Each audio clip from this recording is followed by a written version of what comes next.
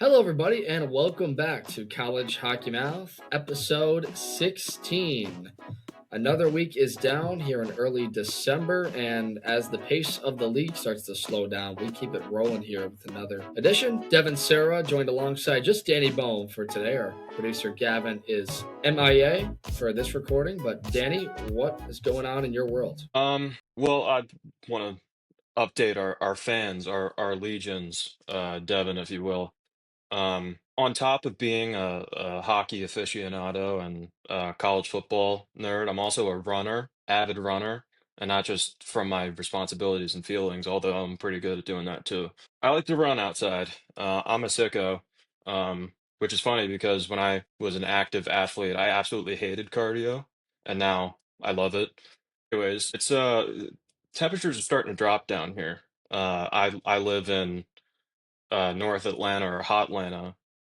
Uh, Actually, sidebar, like I've lived in the Atlanta area for almost 15 years, and I've never heard a local call it Hot Atlanta. So that I don't understand how that's a thing. But anyways, the point is, it's not so hot Atlanta. It's been like the wind chill has been like down in the 20s, and I run outside because I'm a sicko, like I said, and like part of the track I run at, the wind's just blowing like directly into my face. So if I sound a little nasally or congested. I apologize. That's why. Um, but I'm quite all right. Enough about me. I've got a couple of shout outs I want to give because a couple of our schools won conference championships in major college football over this past weekend. One was Georgia. That I think that was one to be expected. We had three of their teams last year. Their two men's teams moved on to different conferences, and we wish them well in all their futures endeavors um, as they try to continue to grow the game here in the South. But speaking of growing the game, women's team still a proud member of the conference. Love that. Another conference SEC football championship under their belt. It's kind of annoying as a SEC alum, but probably the story of the weekend, maybe the feel good story of the college football year, Devin. Kennesaw State, in their second year in FBS football, they won a conference championship game. They went 2-10 in their first year, and they won their 10th game for the CUSA championship. Unbelievable. What a great story. Jerry Mack, their new head coach, and the Hootie Hoo crew, just absolutely vibes are fantastic here in North Atlanta. I know one of the photographers for the hockey team, the KSU hockey team, is also a photographer for the football team. So she was out there, which is exciting. Yeah, I thought that was cool. And I know this is Gavin's favorite part of the podcast is when we talk about something other than hockey. He absolutely hates it. How was your weekend, Devin? It was good. Gavin and I cannot wait until football is over so that you have no way to bring up anything SEC football related ever I'm gonna again have for the nothing to rest of talk our about. recording. You have nothing. Your whole personality revolves around this. Hey, I Kinda, think yeah. I think Kennesaw State is cooler than Georgia, at least in the story wise, because if you guys watch WWE, on Breaker is a Kennesaw State alum. And he's got this bomber jacket he was rocking in honor of Kennesaw State. That's really how I knew that they were champions now, and awesome to hear. But my weekend was full of travel. I went over to Tampa, called some games with the Spartans and South Florida Bulls, and game of the week did not disappoint. But we've talked about Clearwater Ice Arena on this pod before, the sprinkler system breaking and flooding the ice, the flashing of the lights, but I got to experience probably everything you can there. I knew it was going to be bad when the sliding doors wouldn't open when I first arrived there and tried to walk in. So that was red flag one. I realized how difficult it was to navigate through there. I couldn't find the rink that we were actually watching the game on. The South Rink. I had to like walk through this maze of like a ramp and like a food area the size of my studio apartment. So I was all over the map. And in the final game of the weekend, USF had this great comeback, tied the game with 9 seconds left. Before that, they had a power surge. Whole thing goes out. So the broadcast obviously blips because the internet's got to reset itself. So we missed the tying goal to go to overtime. Nothing the guys at Black Yep. Dog can do. But I had shades of 2024, and I called the M2 Achinati with Miami, Ohio, and Indiana. And in that game, we went to overtime. Flow Hockey turned off the stream during the overtime intermission, and they couldn't get That's it back clutch. up until a minute after Indiana scored the national championship game-winning goal. So I totally had, like, in my mind, I'm like Vietnam flashback, 1,000-yard stare, like, oh man, we're not going to catch this tying goal. But we got it back for the shootout. It was fun. Thank you to everybody over there at Tampa for letting me have that opportunity. Carter Haynes and Devin, our producer. Definitely a weird but cool vantage point. That upper balcony, you stand on over the railing. Passionate fans, gets loud in there. Passionate parents, I'll say. But enough about us. Great weekend all around. We've got another special guest, and this one I've been looking forward to, with a member of Florida Gulf Coast. He is a junior player from Sun Prairie, Wisconsin. Please welcome the leading scorer for Eagles hockey, Nathan Walker. Nathan, welcome to the pod. Be here, happy to be here. Been a ride for our team this past couple of weeks, playing against some ranked teams. So just happy to be on here today. Yeah, you can say that, man. Roller coaster. You guys are 10-7, big time weekends, and you've been really the story of this year's conference as new members. Tell us kind of about yourself first. Growing up in Wisconsin, just outside of Madison, what got you into hockey, and where you've traversed up to here? So my mom actually got me into hockey. Both my parents didn't play hockey growing up, so I'm kind of a first generation. Me and my twin brother. My twin brother actually plays for the University of Minnesota Gophers, the M2 team. So they actually play a FGCU D2 team this year. Growing up around Wisconsin, there's not a lot of high level per se hockey. It's more like you either go to high school or you get one of the three teams that has young enough groups to be able to play like high level tier one hockey. It's more like Minnesota, but I played on the Capitals for like 5 or 6 years, the Madison Capitals AAA team. And then after that, I went to Edgewood High School, which is a very prominent high school up in Madison, Wisconsin. A lot of Division I athletes have came out of there. Prominent names like J.J. Weebush have come out of there. He's one of the leader scorers for Penn State, actually. And then also a couple other guys that are a bit older than me. But then I went and played NA3 for the Milwaukee Power when they were the Milwaukee Power. Now they're the West Bend Power. But they've always been a good team in the NA3. And then actually during COVID year, it was kind of tough. I went out to New York my senior year of high school. I forfeited my senior year of high school for a AAA team out in New York called CP Dynamo, now rebranded to be the New York Dynamo. They have an NCDC team. They were very low down the totem pole. At least when I went there, they didn't have an NCDC team. Didn't have really any like outstretched resources. So I loved the team, but just not a lot of resources. Played there for 2 years. Got the chance to be the captain on that team, and it was blessed to do that. And then went back to the NA3 and for the tradesmen, and then got lucky enough to be brought up after the tournament out in Blaine to the Amarillo Wranglers in the Null. Played there for a little bit, then got sent back to the NA3. Blew my knee out 3 times, and then after that I was like, it's time to figure out what I really want to do. And I was like, I want to do school and be in the medical field. So I was like, I want to go to a team where they offer that and a high level amount of hockey. And I heard good things about Florida Gulf Coast, so that's kind of how I kind of ended up here and started out my hockey career. Yeah, you traveled so many different places, man. Wisconsin, New York, Oregon, Texas. Was that the norm for you as a kid? And how did it feel to play hockey in all of these different places? It was definitely hard, but obviously you make those connections with those teammates. I go to New York all the time to hang out with my billet brother, actually, all the time. I go back to Wisconsin and Oregon and all those places to go see people. It was definitely like there's always changes, but at the end of the day, you're there to play hockey. So, you all have the standard goal of winning something and, moving your career forward, at least in hockey. So with that same mind and goal, I mean, every single experience I had at any team was always a great thing. Yeah, one thing you brought up in our pre-podcast conversation is that you got to represent the U.S. over there in Sweden. Tell us about that. Yeah. So when I was 12, I was playing for the U12 Capitals at the time, and a coach came up to me and actually was talking to my mom, and I was kind of taken aback because I was like, guy talking to my mom is kind of weird. So I didn't really listen to him at that point, but my mom's like, do you really actually want to hear what this guy's talking about? And I was like, sure, why not? And he's like, oh, I'm with a team that's going to the Lions Cup, we're branded as Team USA. Would you like to come? We're going to Sweden. We play 11 games. You get to actually go to school there for a little bit. You get to go, experience like the lifestyle. We got billeted by Swedish families, so I got to eat Swedish food.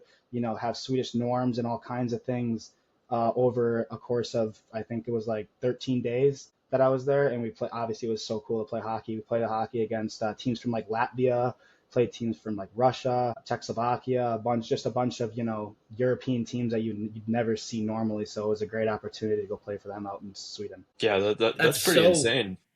Yeah, interesting to I was do. gonna say, yeah, for at that young of an age, like I in baseball, I traveled all over the Southeast for like high level baseball, and you think like, oh man, I've seen everything. But hearing you, you're going to all corners of the country, and then you're going over. Yeah, that's pretty nuts. I can't even imagine how I'd handle that at that age. Yeah, it was definitely wild. Obviously, going. My dad. Thankfully, my dad was able to come, so I was able to have some sort of like familiarity at least.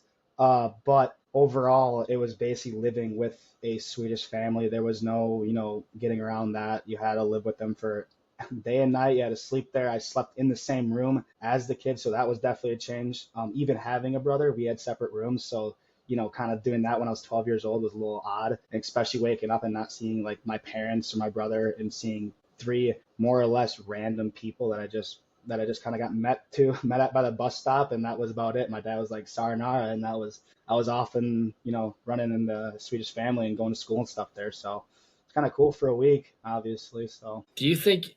Well, have you ever been back since then? Since you were playing there, and I mean, would you ever consider playing overseas in Sweden? I know some guys can play minor league hockey there. Maybe not, college hockey is similar, but some good level minor leagues out there. yeah, so I've personally never been back over there. I had a chance to go to France actually, so I've been back over in Europe.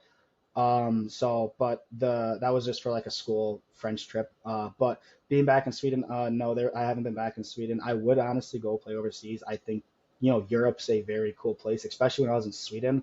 With like they offer, especially for like young, like kids, for example, for future reference, they don't have, they have higher taxes, but they don't pay for school. The taxes pay for school, university, et cetera, et cetera. Kind of different than the United States, where we obviously see a little bit higher costs for college per se. That'd be the main reason why I'd go over there, just for there's some breaks and stuff within that realm. Yeah, I think the last thing I had to ask you about was we noticed you mentioned it. You played for Amarillo in the Null. And, for those that are unfamiliar with Amarillo in this league, they are perhaps one of the wildest environments, craziest places you can play. And the division they play in is even more, lends itself to a legacy, let's just say it that way. So, what was your time like in Amarillo, and what do you remember about being with one of the more notable Null programs? It was definitely weird. Believe it or not, when they actually came up to me to talk to me and Blaine, I didn't know who they were.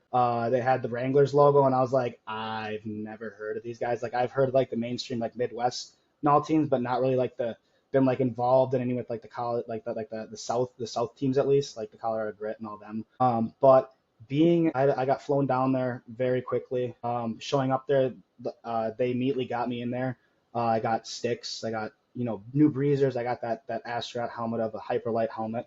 That was interesting to wear. And then also when I also had to change to a half shield. So when I was in the NA3, I didn't feel like I wanted to pay for dental costs, so I wore a bubble, and so they made me change to a half shield. So that was definitely interesting. But the overall atmosphere was a lot different than per se the NA3. The Null had a lot more serious aspect to it. Like people were showing up to like the games with like 5 hours before, whereas like in the NA3 we'd show up like an hour and a half, and we'd mess around for like 45, 50 minutes, have like a quick warm up. These guys were on the bike for 30, 45 minutes, having pre-skates and all kinds of things. So that was definitely an eye opener. And then actually I was whooped. So to, enunciate on that, I was a warm up player. My first game, they made me a warm up player. So just kind of go out there, get a feel for it and then go sit in the stands basically. But just being out there with like the photographers, just the atmosphere of it was just very like, I was like, this is it. Actually the second game is when I was actually got the opportunity to play, and that was a whole different experience together. So actually, I was lucky enough to play against the Oklahoma Warriors and their team that won the whole thing. Actually, very good team, very skilled, very fast, just overall gritty team. It's the South, so it's gritty, it's hard nosed hockey, kind of like the Northeast, but uh, it was interesting. I mean, I scored a goal that game. It was one game, one goal. It was an interesting goal. Tried centering the pass and it came back and the goalie was just not there. So I just put it towards the net and went in the net.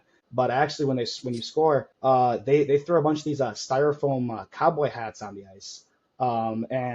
And believe it or not, there's an actual there's a Twitter back when it was Twitter. It's now X, but Amarillo actually has a video of my first goal that I have saved, and you can see the fans throwing the cowboy hats at the goalie.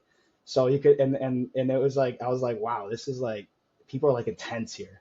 And when you look around the stands, usually at an NA3 game, it's maybe 200 people there. Not many people are showing up for the game. We had I think 2,800 people, 3,000 people at this game. They packed pretty hard for this game, so it's definitely an honor to play. And it was definitely when I first got the jersey, just seeing the NAA logo on there was just like a wow, I got here finally. And after going to all the main camps and all that stuff, just to kind of get noticed at a tournament and just kind of sent there on a whim was kind of it was just a great experience altogether. So Do you get to keep one of the hats? no, they actually took everything back.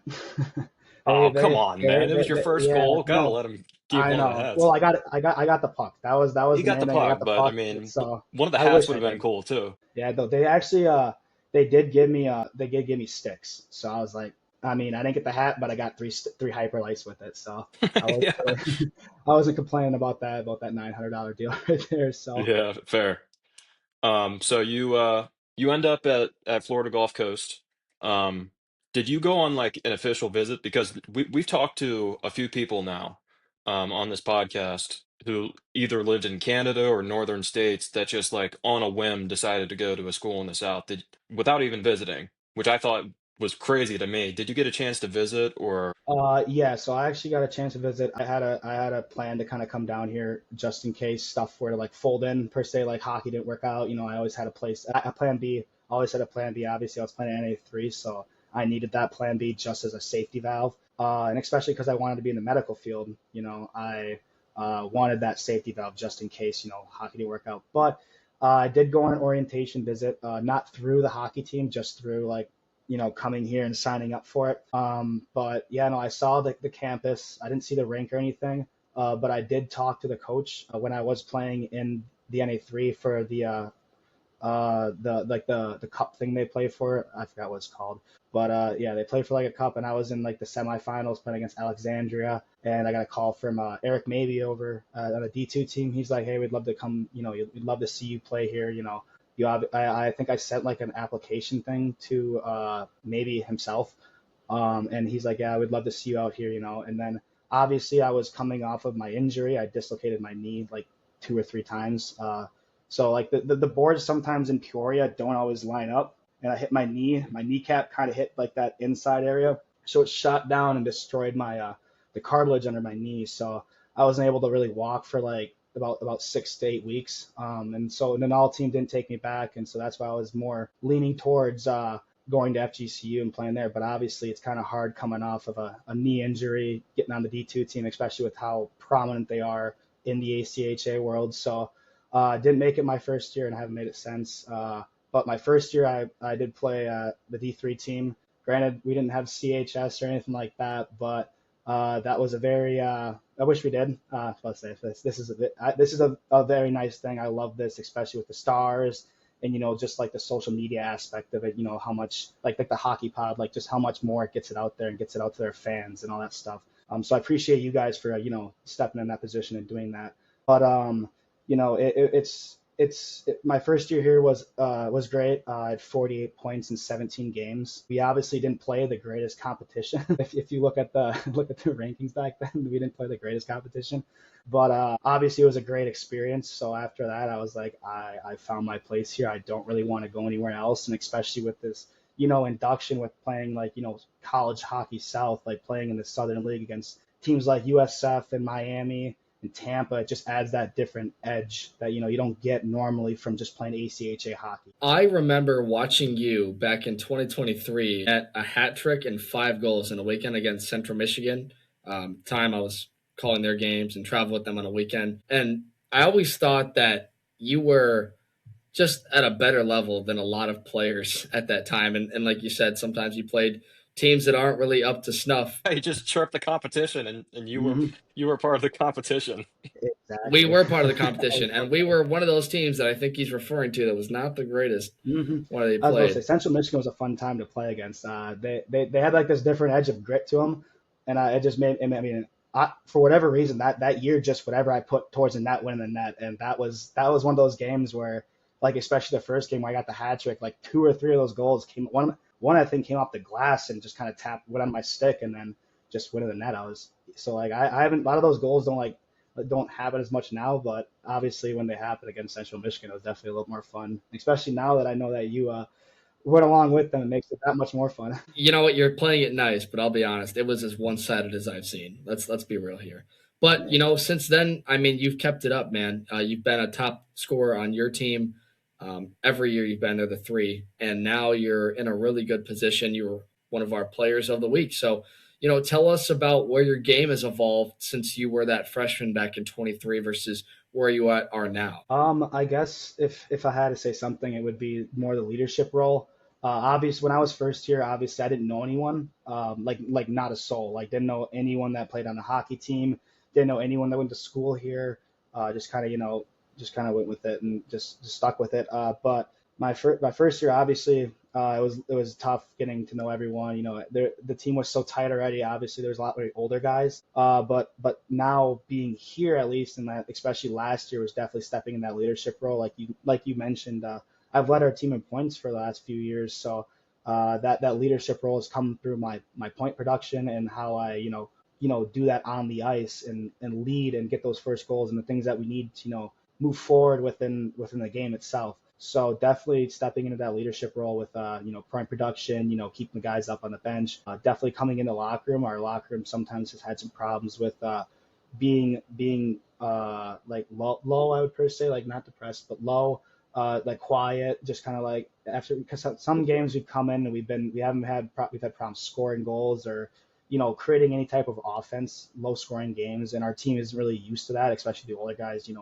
Like I said, my first year here was a little bit, easier. I wouldn't say easier, but a little bit more lax compared to what it is now when we're playing 80% of our schedule being ranked teams. It's a little different. And a lot of the kids on our team are true freshmen. They're 18 years old, coming straight out of either AAA, high school or house league, JV, et cetera, et cetera. Where there's a couple guys like me, for example, where I played juniors, I played a high level of juniors, so I'm used to that adversity. So I take that experience and try and portray it and push it on my teammates so that they can understand, even though it's a little bit of adversity, it doesn't matter. We need to go out there and do our job, whether we're down 5-0 or up 5-0. Yeah, you were humming along pretty well.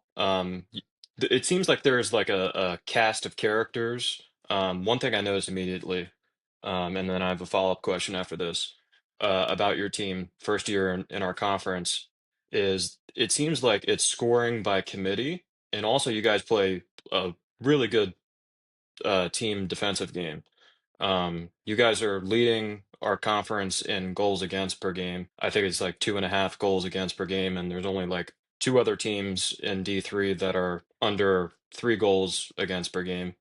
Do you think that has that always been a characteristic of this D3 team, or the program in general is just,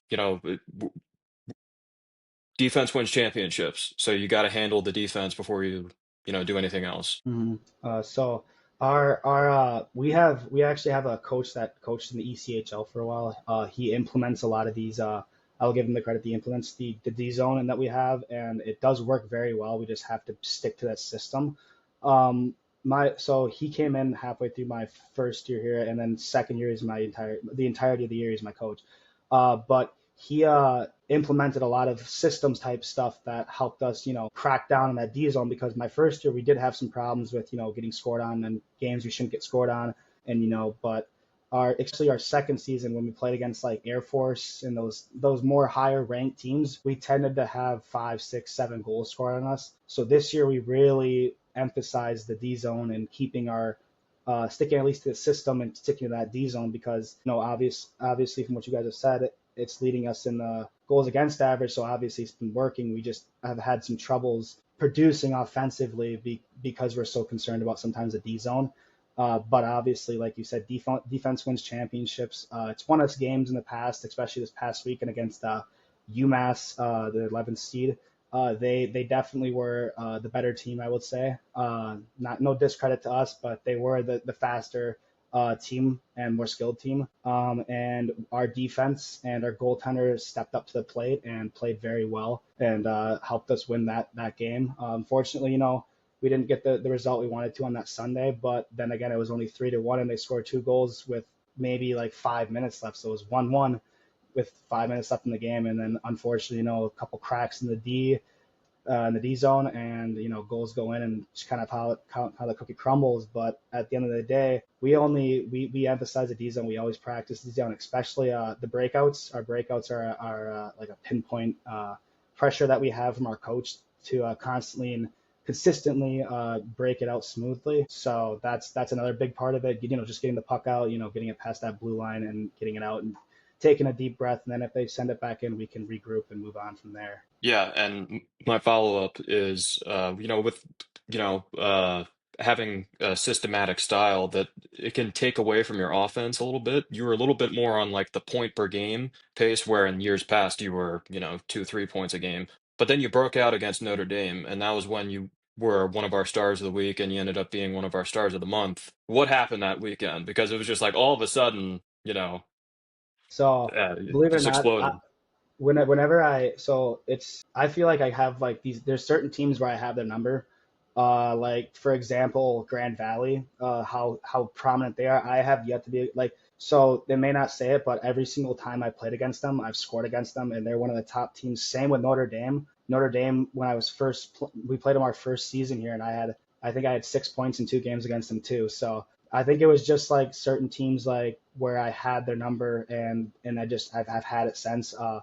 And with Notre Dame, they allowed a lot more odd man rushes, which I pride myself on being able to move the puck up and then get up in the play, and that team was able to catch up to that. So therefore, I had a lot more opportunities to get open and especially on a rush and they were a very penalized team those 2 games. So we and like I said, I pride myself on those rushes and especially on the power play. I like to get out on the power play, get out there and get some motion going and some plays moving. And that's where I really accentuated against this Notre Dame team was on the power play, and then also with the help of my 2 teammates, my 2 line mates, especially that game, Jack Lee, who had 6 points that game, and Ryan Alamain, who had like 4 or 5 that game. Obviously, I piggybacked a little bit off of them, with the plays they're making, and you can't really score a goal without mentioning the guys that actually created the plays and started the whole thing off. So I do want to give credit to those guys where it's due, especially for that Notre Dame weekend, because obviously I couldn't have done it without them. But and it obviously feels really good to have that breakout weekend, especially against a team that FGCU in the past just has not gotten along with. So it's always nice to score against them. It must be nice too to know your ice and know where you guys play. Your schedule is heavily majority at Hertz Arena. Home of you guys, home of the Florida Everblades. Great facility. Does it ever get old playing there, though? Is that Michigan trip you guys go on sort of like a reverse vacation for the boys? What's that like? So we got lucky enough this year to do actually 2 vacations, and yeah, they are basically vacations for the team. So I would say it doesn't get boring really playing at home all the time. Obviously, I only live like 10 minutes, 15 minutes away, so it's always beaten. Get on a bus, especially when I was in Amarillo, we get on a bus and travel for 16 hours some days. It was just a zoo. Sometimes we go to Shreveport, that'd be like a 9-10 hour drive. It was just completely, it was not fun all the time, especially in that South with being so far away from other teams. But that's why I like being here, especially is because we get all those away teams that come down to play us because we have that, prestige in the ACHA, especially with our D2 team. So that always helps. So I wouldn't really say it gets boring because, we're so close to home. You get done with on a Saturday night, you have a sweep. You can go to the good old tiki bar and just have a good time with the fellas, and that's always the big plus with it, because you can always enjoy the wins afterwards rather than hopping on a bus and getting home at 3 o'clock in the morning. So it's always a plus. Yeah, and I think there's a future for that too with joining CHS. You get to, there's potential for playing teams that are closer in the state of Florida. You have the Embry-Riddles and, Tampa and UCF, Miami, FAU. You get, with the prestige that you mentioned, you get a lot of teams that travel to your home ice, and you get to play a lot of really fun, exciting matchups that are out of conference. And you were an independent the first 2 years. In the future, next year, would you like to see more conference opponents, or do you enjoy kind of the exotic schedule where it's teams, from Colorado and Minnesota and Michigan, stuff like that? I would definitely like to play more conference games. I think that the rivalries will build themselves, especially for the future, and it makes more sense. Pricing. It's a pay-to-play league, pay-to-play league, so pricing makes it a little bit better. We're not paying for other teams to somewhat come down here, because we do give some money so they can pay for hotels and food and stuff like that. So we give them an incentive to come down here.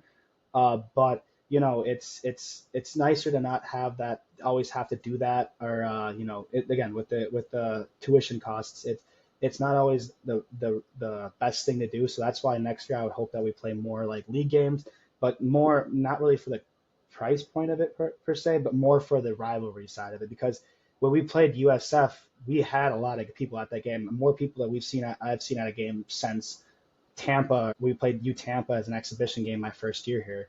So it was a nice thing to see, like, especially that if we play more league type games and conference type games, that will get more people out rather than playing these teams that are like Case Western Reserve, where no one around here knows who that is, or even, for example, I didn't know who it was. So it would be, it's always nice to play against, and especially next year, just to give a little bit of a teaser. We already are planning scheduling games against Miami, Florida, and Florida Southern. So we already are adding to that resume of CHS games, conference games. Give you guys a little bit of a teaser for that in the future.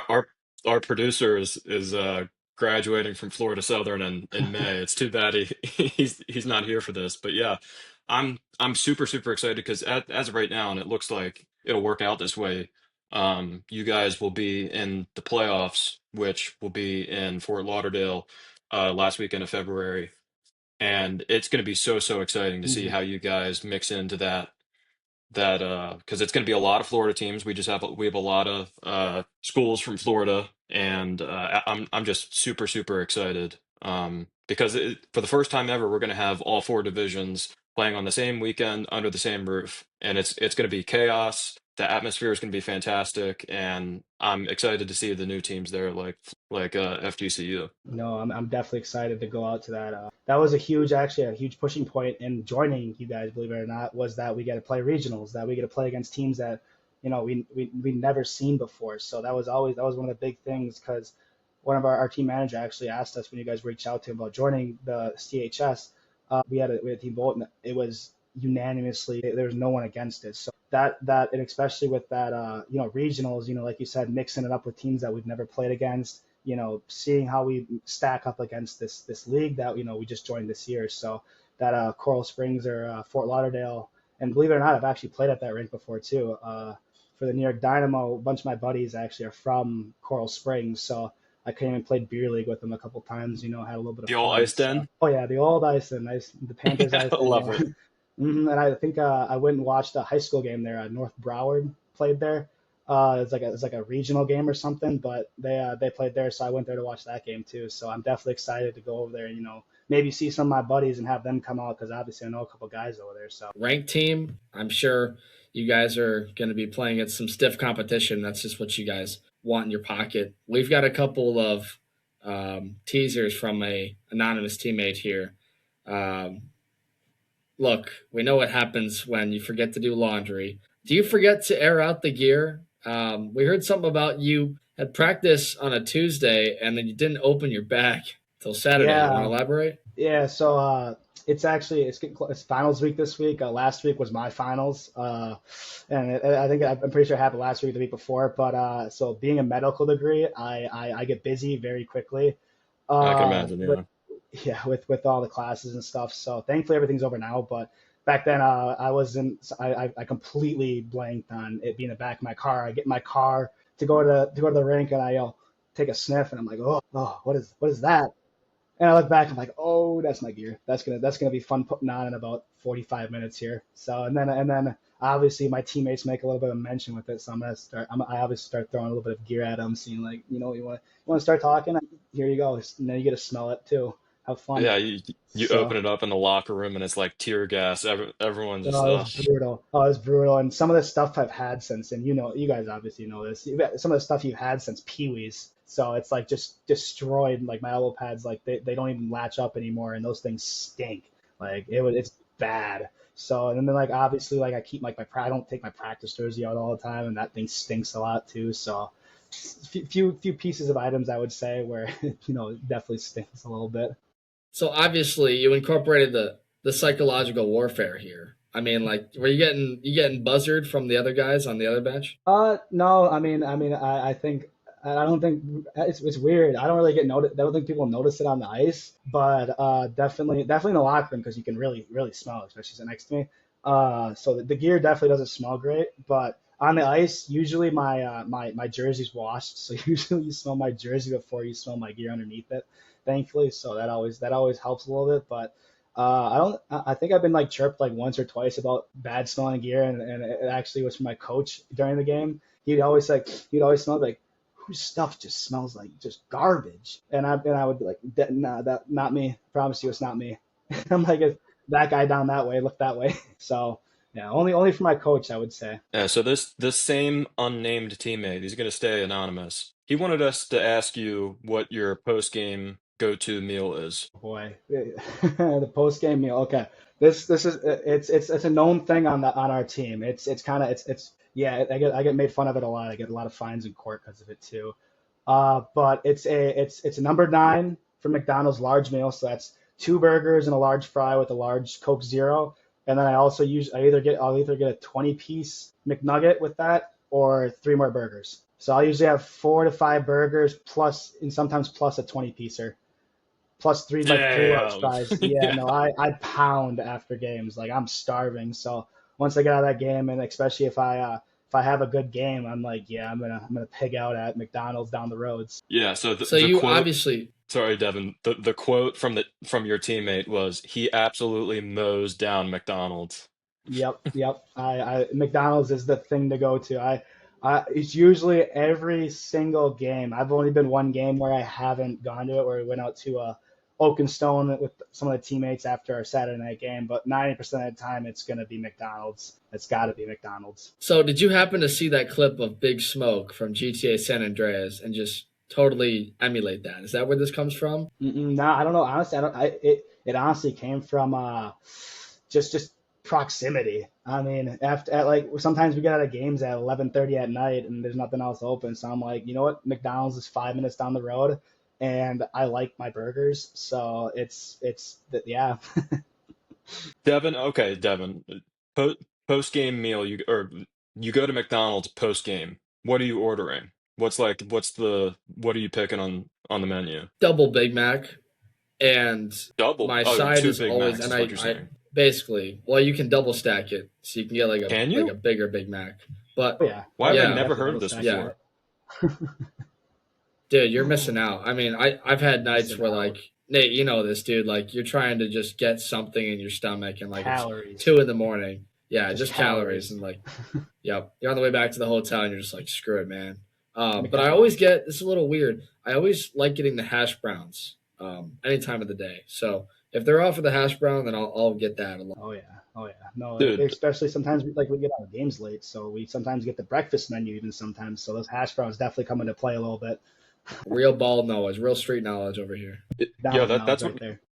that's what I was gonna say, is that like you eat McDonald's and you feel a little bit gross after. At least I do. Like I'll maybe not, maybe not me. If you eat it every post game, definitely not after the Notre Dame games. You were feeling on top of the world. But for me, if I eat McDonald's every once in a while, I feel gross after. But I recently had their breakfast. Dude, their breakfast is solid. Like I'll have a McGriddle and be like, yo, this is actually pretty good. This isn't like gross like fast food good. This is Mm-hmm. actually like good. I enjoyed it. Sausage egg Mm-hmm. McGriddle, sign me up, bro. Ooh, throw some syrup on there. You got it made right there. That's all you need. Big time. Especially 8 o'clock in the morning, bright and early, Oh my especially when you God, get to yeah. those airports. Best believe I'm hitting McDonald's at 5:30 in the morning. It's gotta Hmm. be. So speaking of that, what's your like number nine large memory of hockey? What's your favorite um, moment that's happened in your time playing the game? Um, it's actually I would probably split it between that Amarillo trip in Sweden. Honestly, those are the two best experiences that I've had with the game itself, especially that Sweden trip. All the cool, unique experiences I'd never be able to experience, in the U.S. or playing in the U.S. teams. It was definitely weird playing against kids that didn't speak the same language as you.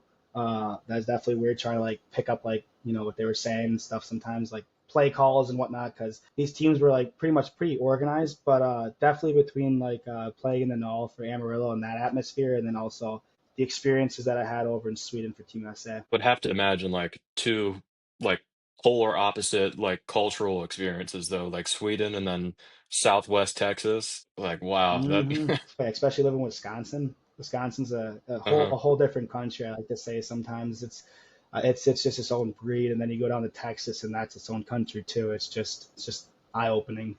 So do you have a favorite player? Could be a current player, former player. Yeah, actually, I do. Ryan Suter. I've actually know the guy.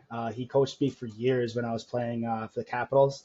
So I knew like Bob Suter, who played on the Miracle Hmm. team that beat the Soviet Union. I knew him very well and his entire family, so that's how I got in contact with Ryan. And I always, had private skates and stuff like that with the Suters, and always was there hanging out with them, doing camps with them. Basically, whatever I could do to emulate those guys because they were such prominent figures in the NHL and just the hockey history itself. So just being around that, around Bob Suter Ice Arena now, it used to be called Cap Ice, but now it's called Bob Suter's Rink. After he had unfortunately had his heart attack and died when I was around like 18, 19 years old.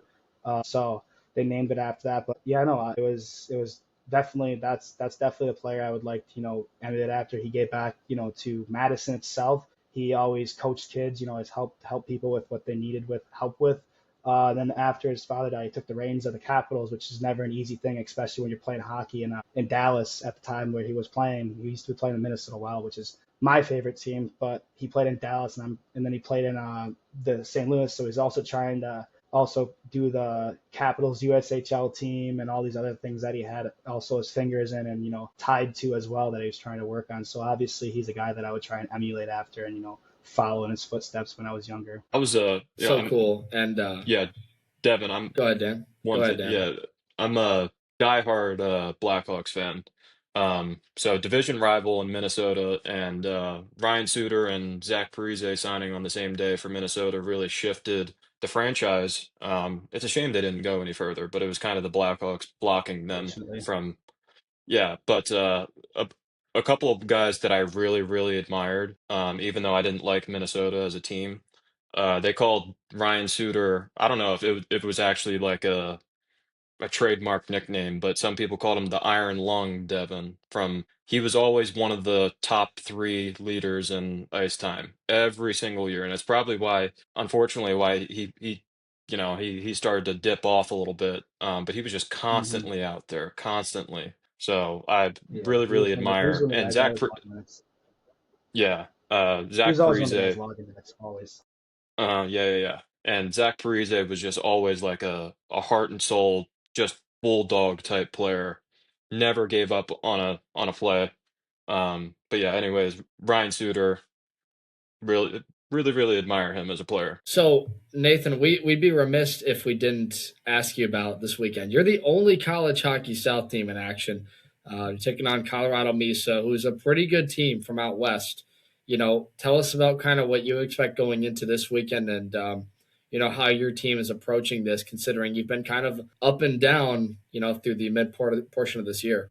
We kind of approaching it, like how we how we want to approach at least every game. Take them. It doesn't matter their rank, especially right now. My first year here, a 40th ranked team, wouldn't bat an eye at, but now it's like it's a completely different league. So you got all these other teams that are around, and plus with Canada now being in the NCAA, it pushes a lot of kids down. So therefore, like we have a lot better competition. So a 40th ranked team could beat you now these days. So we're gonna approach it, like the same way we've approached every other game.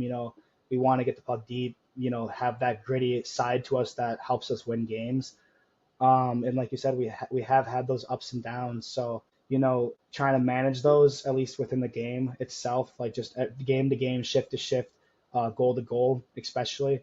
We need to maintain our pride and our positive energy, taking it at least period to period. And even if we get, we go down 2-0, it's not the end of the world. We're gonna fight this back, and it's gonna be 2-2 by the end of this period, or something like that. It's just kind of it's a little bit harder to kind of like gauge teams, especially since you haven't played them. Like Colorado Mesa, we've never played. A lot of these teams that come down.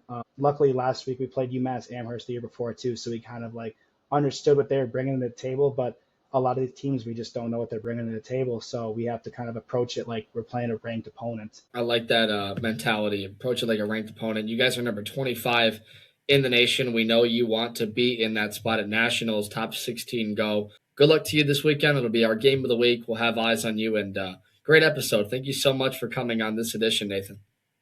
Thank you so much. Yeah, I can look forward to this week, and it'll be a good game. So thanks to Nathan Walker for coming on the pod, and Danny. That was a very fun conversation. Cool dude. Definitely a lot of chatter too post recording, and I think one thing that stands out to me is just like his willingness to tell those stories, and definitely one of my favorite guys I've talked to so far on here. Yeah, now we've had a couple of conversations now with people that are in their first year experiencing hockey within the conference. And that was the first time, we heard it from that particular point of view where they were an independent team last year, and then now they're in their conference. And he was appreciative, which was very nice. But it was very interesting, and obviously very very well traveled for a young guy playing hockey all over the place. So yeah, it was a cool conversation. Yeah, his team's ranked 25th in the nation, 12-7-0. No, off air we were talking. I was definitely wrong on that. They had the wins, and they split with that UMass team, which is a pretty dang good Northeast team. Former Nationals crew. Really fun to see what they've done so far. Looking forward to seeing more of it. Hope they find a way into Nationals, in all honesty, because I think they're one of the teams that can compete very well, especially on the defensive side of the puck. Talking about our Week 12 games, man, the rankings we got precede this are interesting to say the least. We had more College Hockey South teams drop down. Tampa went from 4th in the country to 17th. Now, Danny, I know you don't like this ranking system right now. You've got questions. It's been pretty well documented. This is an extreme jump, and I can't help but think it's because of that loss to Tennessee they had in a split series and the goal differential they had to USF earlier this year. But in the game we're about to get to, I think things are going to be changing for them. Yeah, and so the thing is, these aren't final, and they're always changing. So is there really any reason to fret about a ranking in early December? Maybe not, but as far as a trend goes, no, it's not very exciting for our conference. I mean, I'm not going to put the ranking system on blast, however, and not, hand up, not showing any bias towards my own school because I don't have any affiliations to the South Carolina hockey team, but they went in to Athens and beat that Georgia team twice, and now they're 3 spots below them as Georgia makes their debut in the rankings. So I don't know. I'm kind of at a loss. I wish I could better explain it to our listeners, but it is what it is. We'll report the news, and I guess kind of just leave our, our opinions on it out of it because it'll get repetitive, right? Like we obviously don't agree with these rankings. So for people that aren't aware, I will just tell them the top 5 here is valid, in that Middle Tennessee and at number 1, South Florida at number 5 deservedly have that spot. They have beaten good teams that they have controlled games in. Air Force, Central Maine Community College, and Oakland are also very good teams. Now, when you look at something like Tufts and St. Vincent, that's when I'm like, people should caution themselves. Tufts has played 7 games this entire year, and they haven't lost yet in their division. But because they're undefeated, the ranking system picked that up.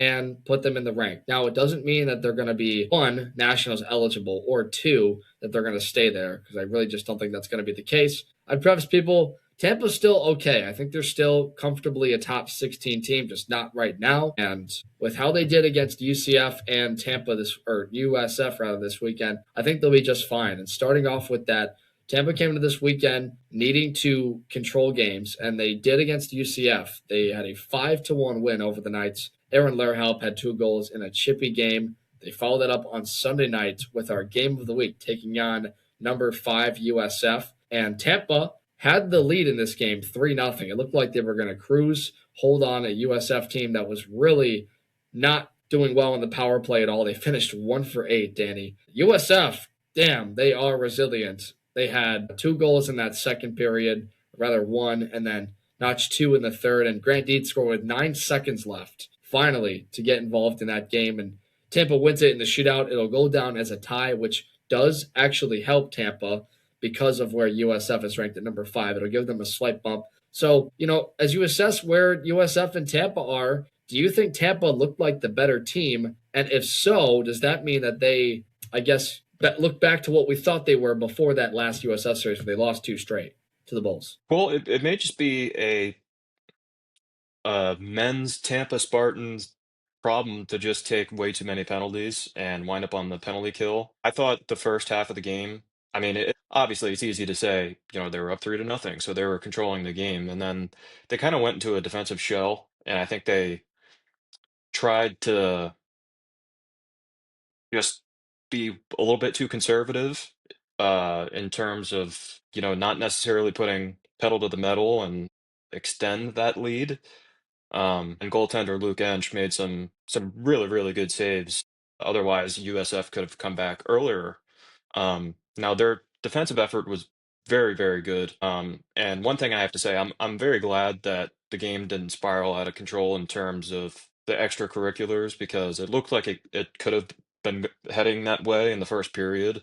There was some stuff after the whistle, and there are some 2s and 10s given out. And I feel like once maybe the midway point of the game, maybe a little bit after then, USF kind of dug their heels in and said, "Hey, we're really going to go for this.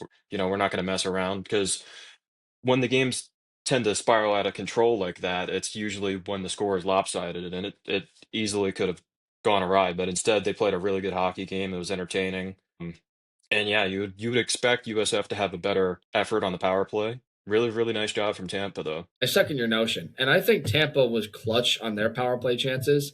They had the one at the end of the first and then, late second. And I think that really gave them the spark of like they could control the pace. USF had some good stories on their side. Pearson Lee having his first career ACHA goal on the man advantage just sparked life into the, USF squad that I really feel like they controlled. They won the second half of that game, and that's what really got this thing to overtime. It's ultimately in the shootout. Tampa's Ethan Gelman and Trace Coward who get the notches, and Luke Ench makes a good stop in the shootout to get the win. Would you say that's our best game of the week so far? Wow, that's a good question. Tampa and Farmingdale also went to the shootout, but I feel like it was a little sloppier, don't you think? Like there was I some agree. Yeah. uncharacteristic plays from both sides. I would say, yeah, the Tampa and USF, plus there's like the natural rival and playoff implications, rankings implications, stuff like that. So yeah, you know what? I would agree. That was a very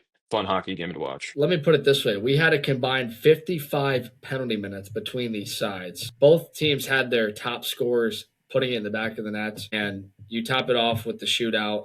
I don't think it could have been any better. These two sides are going to see each other again. They're going to have their last weekend before playoffs in February, and I think everyone's going to have all eyes on that series because it's in Advent Health Ice, which is home of USF, and they always have one heck of an environment. We're not done with these two yet, but a great showing for two of the conference's best. And, speaking of great showings, Kennesaw State had our other game this week, and a story that I think is awesome because Reese Legault, with a Kennesaw State group that has been hemmed with injuries, gets a hat trick, and they go on to beat the Vols, who have been pretty good for not playing that many games this year. I mean, they came off a win against Tampa last week. So, with a team that's, on the bubble of these playoffs. How important was this in your mind for both these teams, Danny? Huge, hugely important. Every game from this point forth for KSU and Tennessee, we'll see how that affects their ranking. I said that, maybe you don't put as much stock into a ranking in December,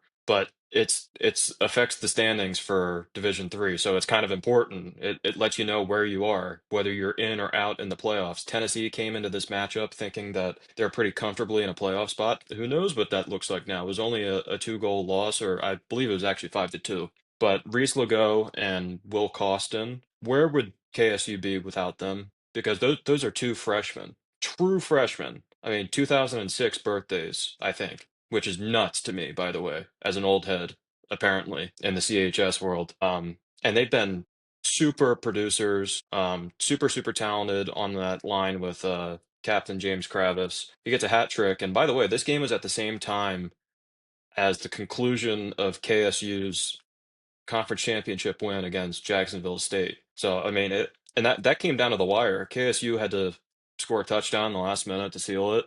So I'm sure the folks at the Atlanta Ice House over there in Marietta were out in the lobby, one eye on the television screen, the other on the owls against the ice walls. But yeah, big win for KSU. It's a good weekend to be an Owl from Georgia. And, when we talk about standings, Tennessee right now is number 8 in the conference ranks, number 38 in the country. Kennesaw State is on the outside looking in. They're number 14 in the standings, ranked at 62. However, Vanderbilt and Lynn are ahead of them at 53 and 55. Tennessee's got a series coming up against Clemson, and for Kennesaw State, I don't think things get too much easier for them. Like, they're going to play an M2 team in Georgia Tech, and then they're going to have some more down the line. And there's not many games left. So I think every single one for both sides is going to matter that much more. And that's going to be our pretense to all of the games coming up, is that if your team doesn't play a game for a month and a half, your playoffs are essentially 5 games away. So the time is running out for these guys to make moves. Great win for KSU. I think they needed it badly. And Tennessee's goaltender, Benjamin Ciesla, I hope I'm saying that right, made 46 saves in the loss. So it's not like Tennessee, well, I guess they let a lot of shots, but it's not like they didn't have a chance because their goaltender gave them one in this. Just not enough. And Kennesaw State finishes out with a win over their, I guess, cross-state rivals, if you would. Florida Southern took on St. Leo in M3 versus AC/DC action, and Gavin was asking me a lot of, like, does this matter for the rankings at all? Because if it did, Florida Southern would get a huge bump. Good performances against them. Marshall had 4 goals. Will Marshall, 2 apples in the first game. Michael Izzo has a hat trick in game 2. Can't be college hockey mouth without talking about the Mocs. Just good to see for them to have some success in what's been an overall tough year for them. Yeah, and it's unfortunate. Maybe Gavin will do a post recording, just cut to himself where he breaks down the series because he was on hand. I don't know. It's unfortunate he's not here to talk about it. But we talk about Florida Southern, Devin, and another team that's on the outside of the playoff position right now. They're 8-5-1 right now on the season, but 2-5 against Division Three teams. So they've played a lot of games against ACDC teams, which good for numbers, I guess. I don't think Will Marshall needs any help scoring. I think he's got 23 goals, and that's, damn near the top of the list for Division Three. But, you gotta come up with the results against Division Three teams because honestly, this was an exhibition at the end of the day. It's a fair point. I think they're going to have more opportunities, though, as we get here. We talked about a lot last week. They're going to play some teams within the top 25, so plenty to look forward to for Moccasin fans. So the only game we're going to talk about for this weekend is Florida Gulf Coast and Colorado Mesa. So 12-7 Florida Gulf Coast against a over 500 Colorado Mesa squad. If you're wondering about what their schedule looks like, Air Force, Colorado College, and they actually beat Air Force way back in September, who was the runner-ups in the national championship last year in M3. So not an easy slate. Nathan Walker told us that his team has to approach it like it's a top 25 game because this team is ranked number 40, very close. You were big on the defensive structure there. How does Florida Gulf Coast? Well, I think it's exactly what Nathan said. If you're committed to a defensive structure, that's a much easier, and no matter what the quality of your team is, if you have a rigid defensive structure, that's practiced and predictable for your team, that's a much easier road to success than, everyone go out there freelancing. And it's obviously what Florida Gulf Coast this year has been trying to do. They're giving up 2.5 goals a game. That's a pretty good mark. Like I mentioned earlier, it's best in the conference. So yeah, why stray away from strategy? If you're giving up 2.5 goals a game, you're most likely in the game until the very, very end. So yeah, business as usual. And you know what? It's Florida Gulf Coast against a team that's not in our conference, so we get to be bipartisan. And you know what? Go Eagles. Go Eags. I don't know. Put up the E. Is that Something. I the don't know. E? Squawk, squawk. Squawk, Wait, sorry, squawk, do that baby. again. I want to see what was this? So I'm seeing a W there, but I think it works. I think it works there. Well, you know what you could say? You could say the E and then throw up the dub if they do well. So Well, how about turn next it week? turn a W sideways, brother. It's an E. And then eat it. We eat in the W just like Jameson Winston. Hopefully they get it done. 2 games this weekend.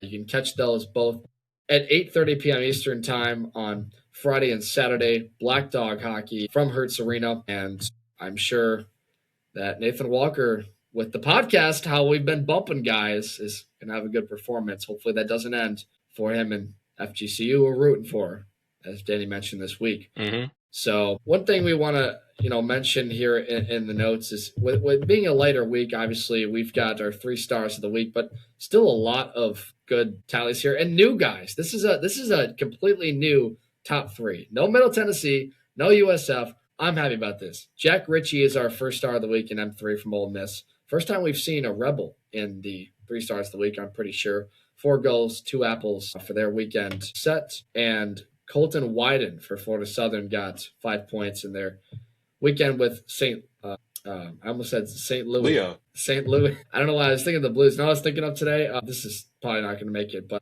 somebody that played for the Wings and the Blues is back on their team. Robbie Fabry. Robbie Fabry.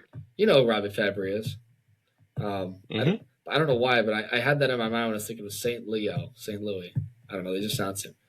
So good series for Colton against St. Leo. And our 3rd star, Reese Legault, in their game with the Vols. 3 goals in that hat trick. So, hey, Danny, what's the place that every good player goes when they make 3 stars? Well, I have to actually, I won't make this point because I don't think I should say that publicly. Come on. Say it anyway. Okay, so a place that we've made mention before, basically I've made mention of it in the past on the podcast, is the fated Chunchakov Island. And we called it that. It's an endearing term because of the hot start that Tommy Chunchakov had of the year, and it seemed like we were putting him in the 3 stars of the week and 3 stars of the month, back to back to back to back. And eventually we were like, you know what? We got to put this guy on the shelf. We got to I don't care if he goes out and scores 90 goals against, some poor soul. Tommy Chonchakov is not on the stars. He won't be one of our 3 stars. So I was thinking, what would be the qualifications to make it onto Chonchakov Island? And I was thinking probably 3 times I was thinking nominated for three times nominated for either a star of the week or a star of the month. So they would have to come up 3 times, okay? And so I went in and I counted, and I came up with the list of people who would be official tenants of Chunchakov Island. Do you want to guess who these people are? Okay, there are 1, 2, 3, 4, 5, 6, men's 7. and women's there are 7 included. people. Obviously, men's and Women's included. All right. Well, this 7. Okay, here we go. All right, I'm gonna name. I can name a couple. I can name Nina Molina, Claire Carson. No. Okay, well, whatever. X there. Grant Dietz. Damn. Why am I blanking on a Middle Tennessee guy besides Chunchakov? But a Middle Tennessee player. He's one of them. Middle Tennessee player. Whatever. Okay. Siciliano. Will Marshall. No. Really? Will Marshall is not on this list. Twice. Okay. Only twice. That's all I've got. Who are the remaining guys? Girls. Okay, so you said Nina Molina, Grant Dietz, Chonchakov, and Matt Siciliano. You didn't actually say him. Matt, yes, right. I implied. Yeah.